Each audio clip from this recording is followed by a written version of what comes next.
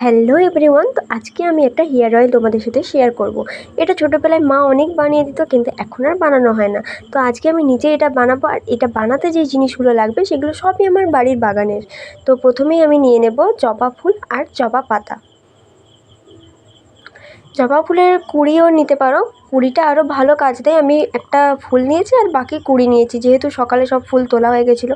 তারপর নিয়েছি অ্যালোভেরা, যেটা আমার বাড়িতেই হয়েছিল, পুরো অ্যালোভেরা না, একটুখানি। আর তারপর নিম পাতা আর কারি পাতা, আর আমাদের বাড়িতে না ভৃঙ্গরাজ গাছ হয়েছিল, তো সেখান থেকে ভৃঙ্গরাজ পাতা আর দুর্ব ঘাস, মানে যেটা ঠাকুরের পুজোয় লাগে, এগুলো সব কটা নিয়ে ভালো করে ধুয়ে তারপর একটা মিক্সার গ্রাইন্ডারে নিয়ে নিতে হবে।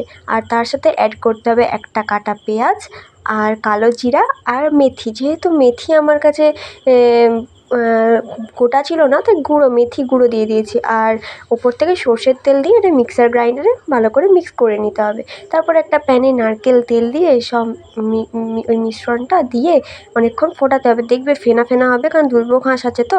তারপর ঠান্ডা হয়ে যাওয়ার পর তেলটা তৈরি হয়ে যাবে।